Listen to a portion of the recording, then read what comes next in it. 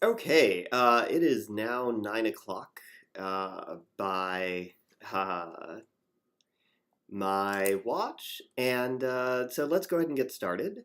And thank you for coming. If you are here, still trying to figure out how many people are here.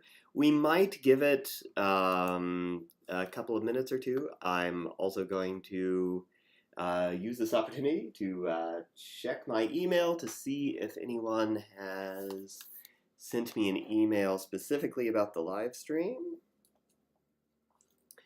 And the goal of this live stream is to answer any questions that people have about the grad admissions process, either at the University of Maryland or generally. All right, we have at least one person saying hello. It's nice to get feedback that I am visible, that people know what's going on. Having additional confirmation in the chat would be good. So yeah, if you are here and have the bandwidth to say hello, I would appreciate that, just to know that things are working as they should. Yeah, so we'll give it maybe another minute or two to see who trickles in.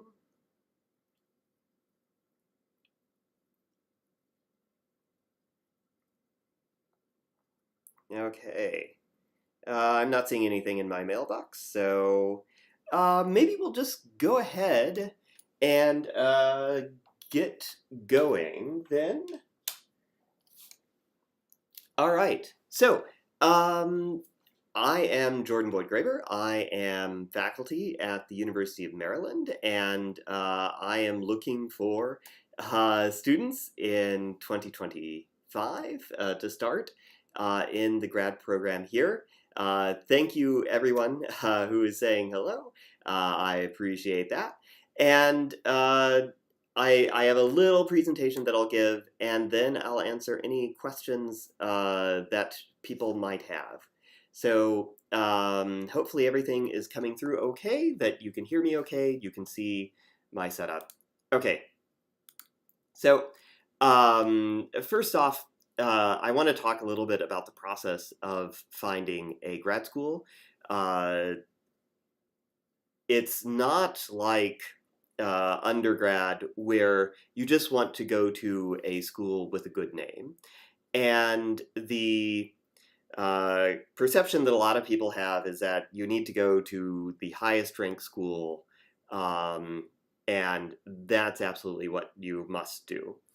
And while it is true that you do want to go to a school with a good reputation, um, the more important thing is to find a school with a good fit for you.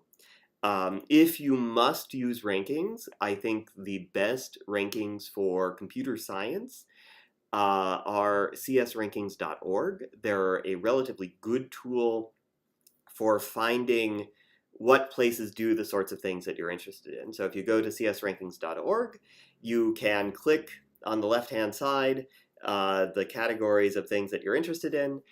So if you're interested in, say, AI and natural language processing, you can see what schools have a lot of faculty doing that. But this is only a first pass. After that, you need to go in a little bit deeper and look at the individual faculty who are there to see which of them you would have a good fit with. And yeah, so let me say a little bit about why Maryland. First, it's a relatively nice place to live. It is a suburb of Washington, D.C., and that means that it's very international. And so if you're coming from abroad, you will be able to see uh, cultural performances.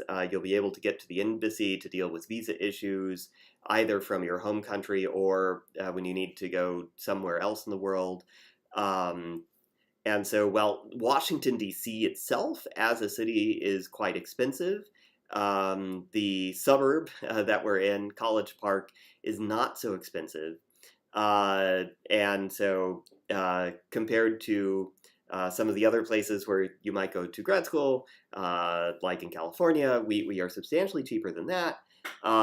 We, however, are more expensive than places like Champaign-Urbana or Ann Arbor. But that said, our weather is nicer than the Midwest. It doesn't get too cold here, and we don't get a lot of snow. In the summers, it is humid and hot, but the nice thing about computer science is that students and even faculty often go to internships elsewhere in the world to escape the humidity if you don't like that as much. I will also say that we have a nice shiny new building, the Uribe Center, pictured here on the top, and yeah, it's a very nice place to work, and it has good amenities like a cafe in the lobby, bike infrastructure, and things like that.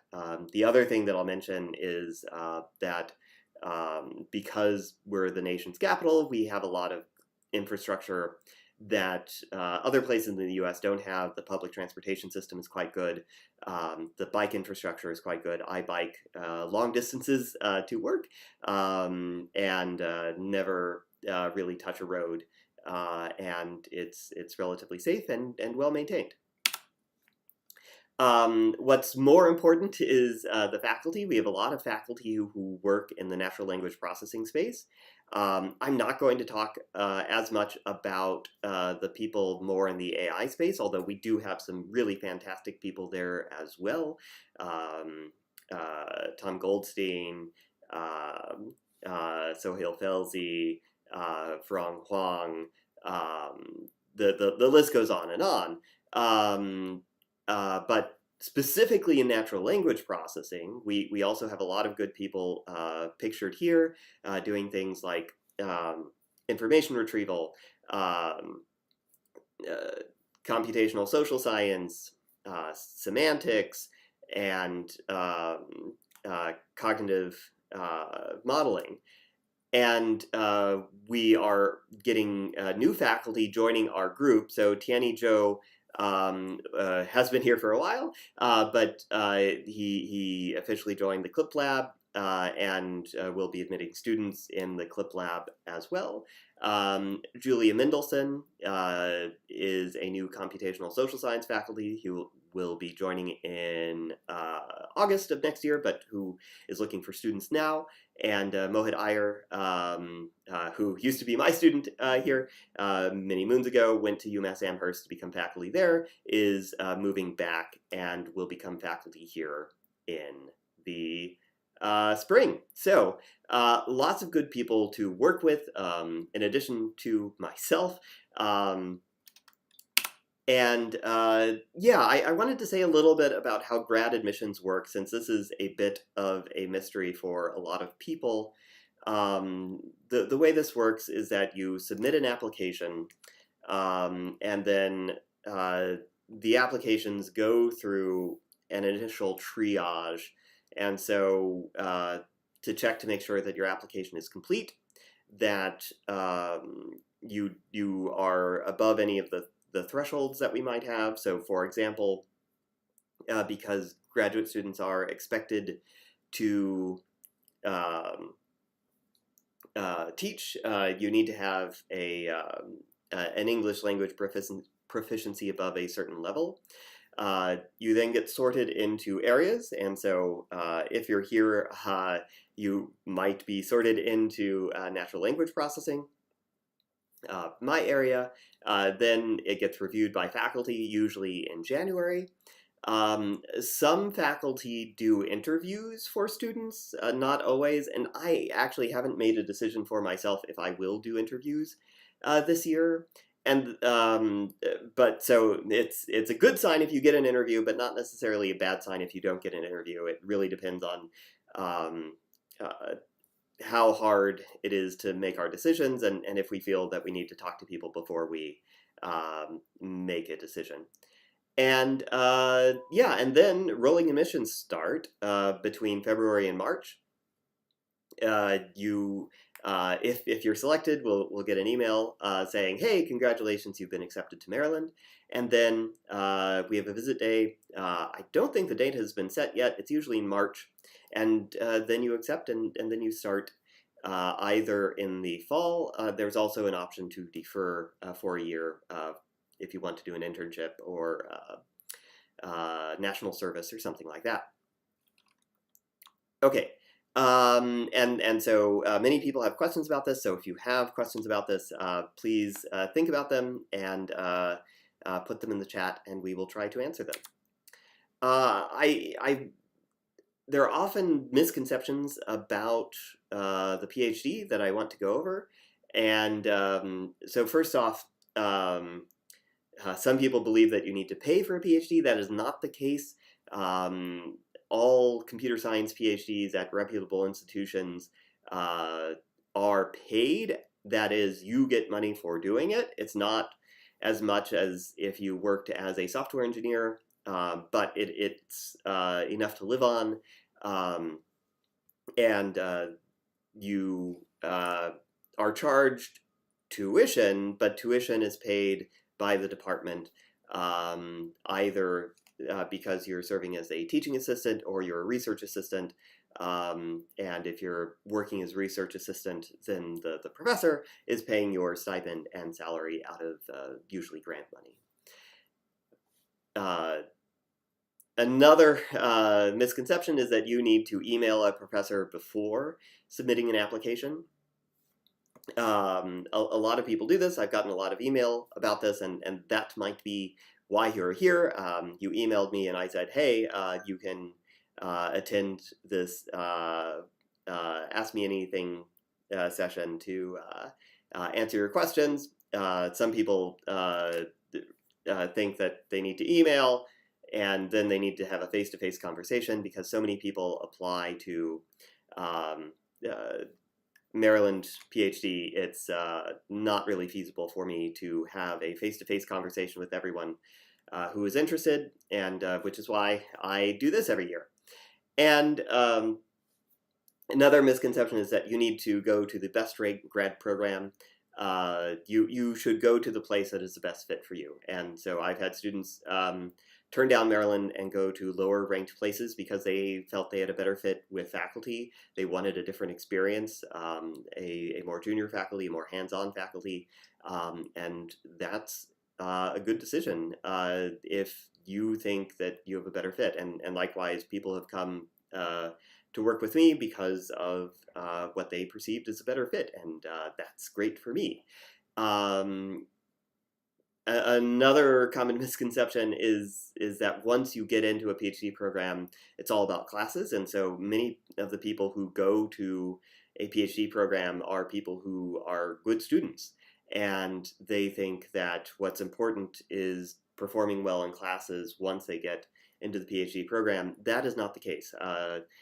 Like, you can't flunk out, like there are minimum grade requirements, but the most important thing once you get into a PhD program is producing good research. So producing publication and making sure that you're making a contribution that will set you up for what comes next, whether that's a tenure track faculty job. And so a good percentage of my students have got on to faculty positions, which I'm very proud of, or going on to succeed in industry, either in startups or more established companies. Another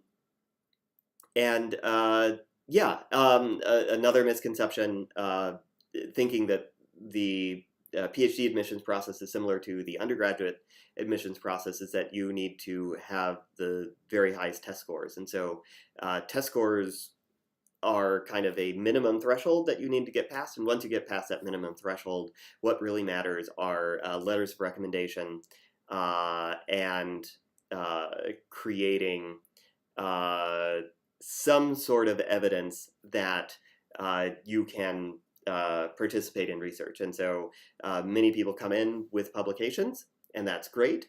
But if you don't have publications, like showing that you have done something that looks like research in the past is important.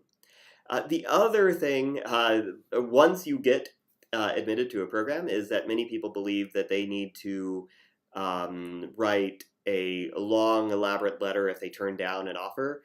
That is not true. And so if you need to turn someone down, do it as quickly as possible, because there are a limited number of slots and we can only make offers to a limited number of people. And so if you get an offer, but you can't take it for whatever reason, that's fine. If you're going to a different place or something like that, we may have had a lot of conversations, and you might think, I need to make sure that Jordan isn't disappointed about this. That is false. Make sure that you let everyone know that you're not coming as soon as possible, so that someone else can get the slot. And so that's the most important thing. And yeah, that's my common misconceptions. If there are other things you have questions about, put those questions in the chat so we can get to them. And yeah, so what am I looking for? I am looking for students this year, probably on the order of 1 or 2 students. I'm looking for students who are interested in question answering, human in the loop applications of artificial intelligence. I'm interested in people who want to work on using artificial intelligence for negotiation, for making sense of large document collections. Yeah, and you don't need to send me an email first. I will say this multiple times. It's okay if you do want to send me an email, particularly if your application is unusual, but that is not a requirement. I will say that most students do not come in on an RA. There are some exceptions to that, like if you already know 100% what you want to work on, then sometimes you do start as an RA, or if there's a project that absolutely needs to be staffed immediately, then sometimes people start on an RA, but usually people do a TA for the first year. Yeah, while you don't need to have publications don't hurt, and you must have something that looks like research in your background.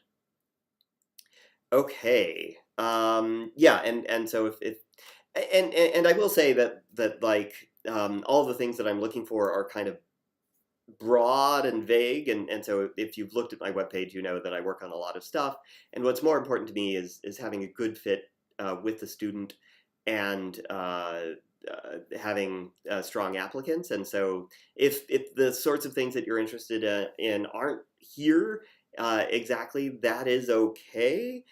These are the sorts of things I'm more likely to be looking for. But if you have a strong background and we have a good fit for other reasons, then that doesn't preclude an admission. Yeah, and so there is lag between when you hear what I'm saying and when it goes up on. Sorry, yeah, there's lag between me saying something and this appearing on YouTube. I think it's about 20 seconds, something like that. So ask your questions now. There are already some questions in the chat.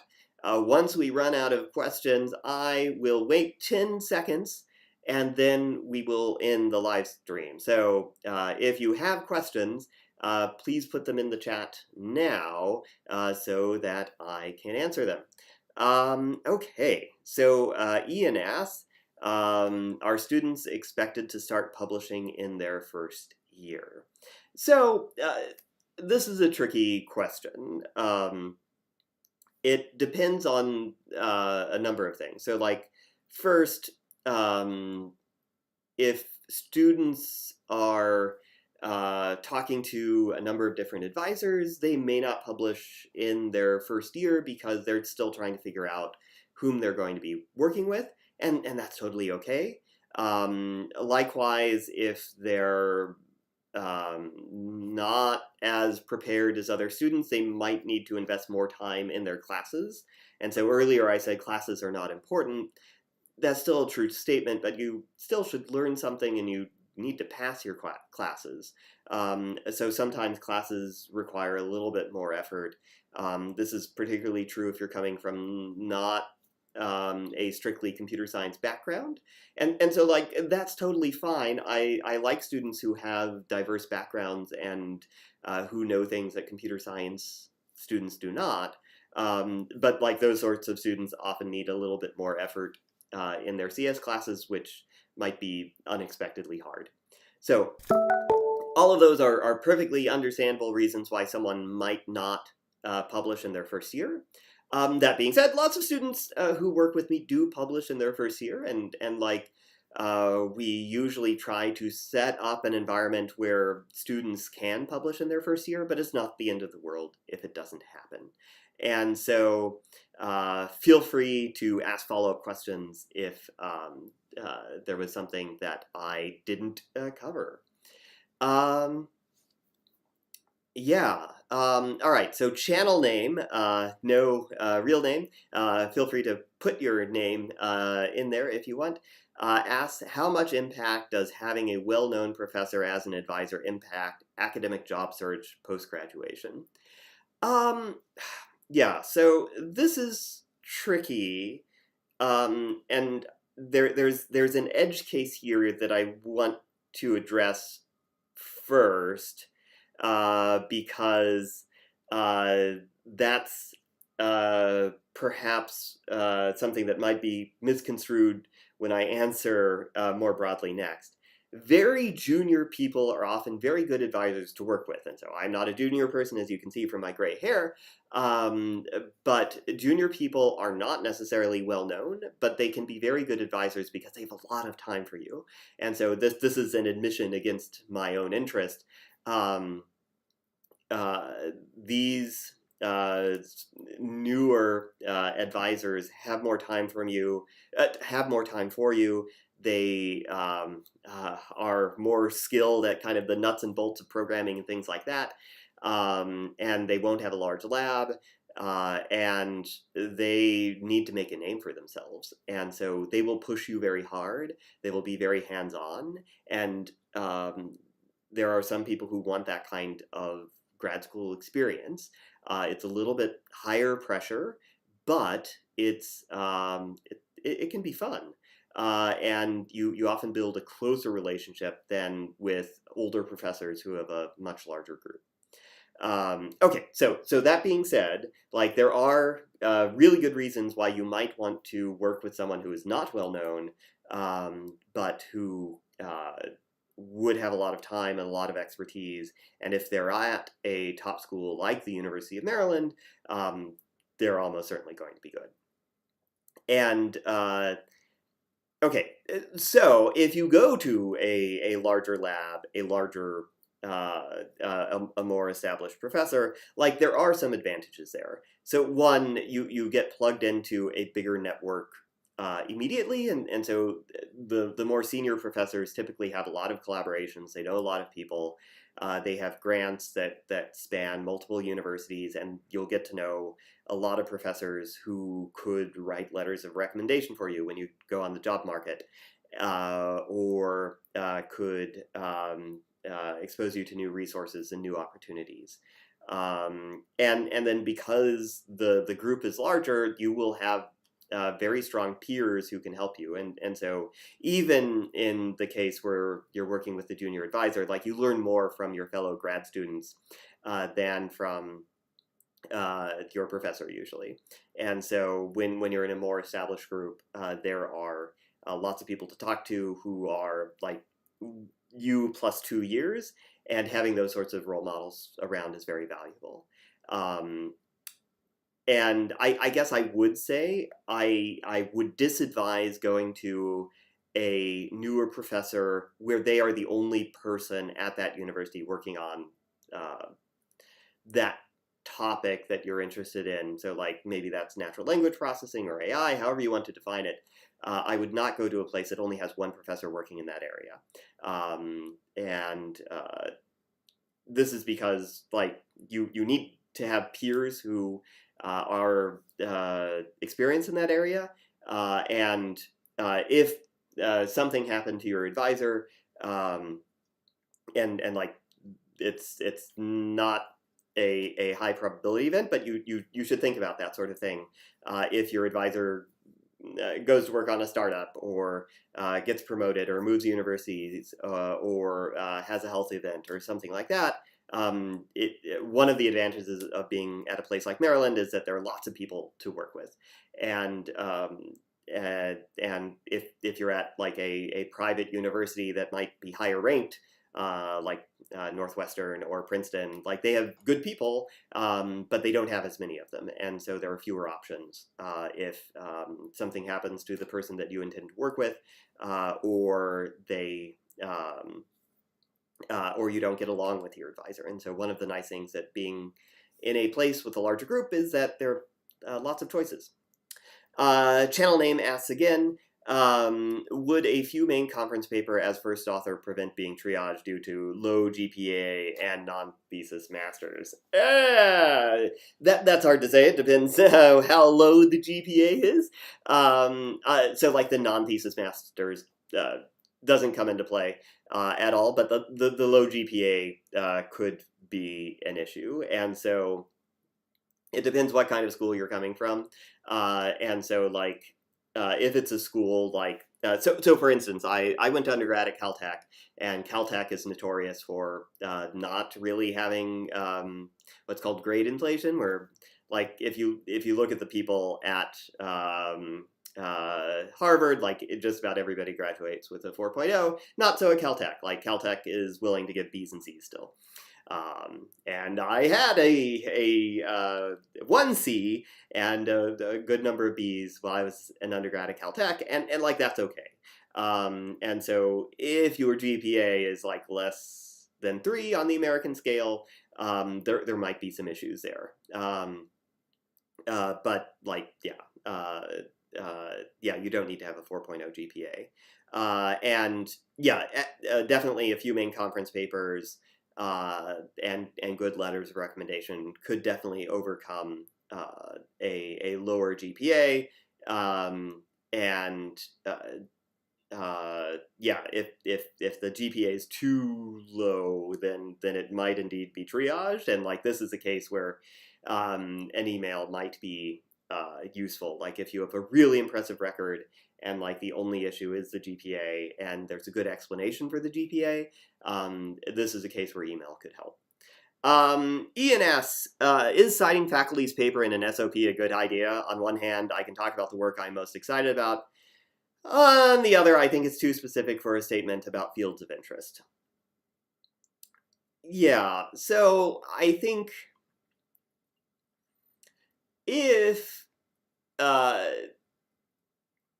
yeah, so this is a really good question. I think this is the first time I've been asked this question, so I think I need to think about it for a second. So let's do the pros and cons here. So if it seems like you are employing a strategy of mentioning one paper in every SOP that you send to every school, then that isn't good. And like when people who feel like they need to email every faculty that they're applying to try to pull this sorts of thing in their emails, they don't always do the best job of picking the paper that they mention. And so because like if you do this, it needs to line up with what the professor is actually interested in, with what you're interested in, and what you're proposing to work on. And so the best thing to do, I think, is to tell a good story.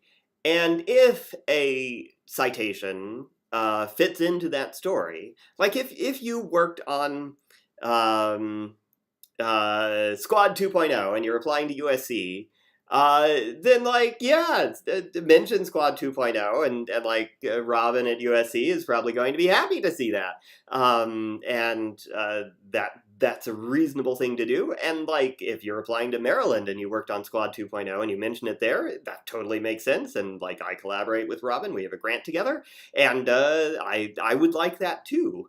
And that would be a lot better than just picking a random paper that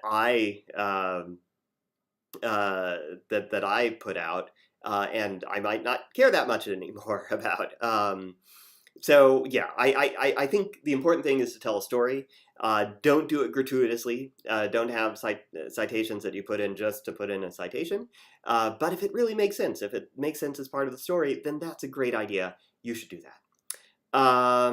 Okay. All right. So channel name follows up. It's at UMD. So like we will know very well what a GPA at UMD means. Yeah, but the UMD GPA greater than 3.7, that is not going to be not going to get triaged. So like yeah, that is definitely not a problem. Not a problem at all.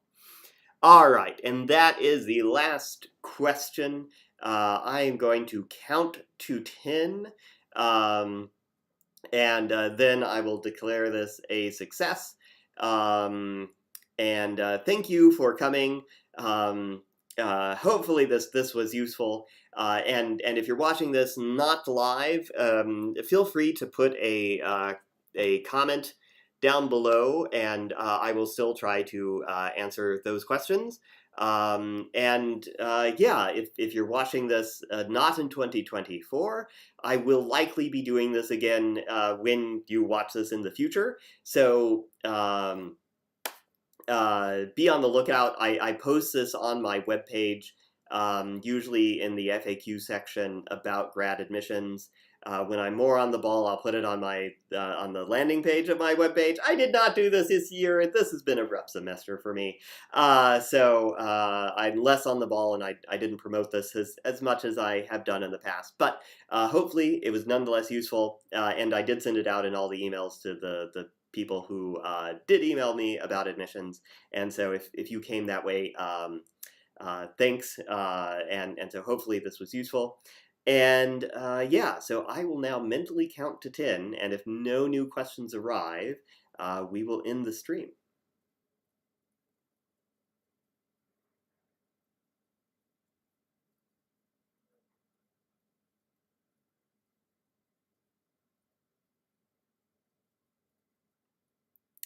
Okay, all right. Yeah, if I ever get my act more together, I'll have like music or something for that, so that's less of an awkward silence. But anyway, thanks everyone who came out, and good luck in your grad applications, and have a good end of your semester if you're still a student, and if you're in a place that has holidays coming up in the next month, enjoy those as well. So thanks, and have a great day, evening, or okay, a new question just came in, so I will answer that.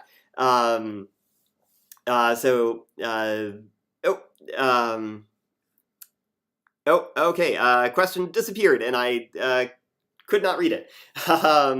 Okay, so I won't answer that question. Feel free to leave it as a comment. And we will see each other virtually, and looking forward to your applications. Thanks, everybody. Have a good day, good evening, whatever may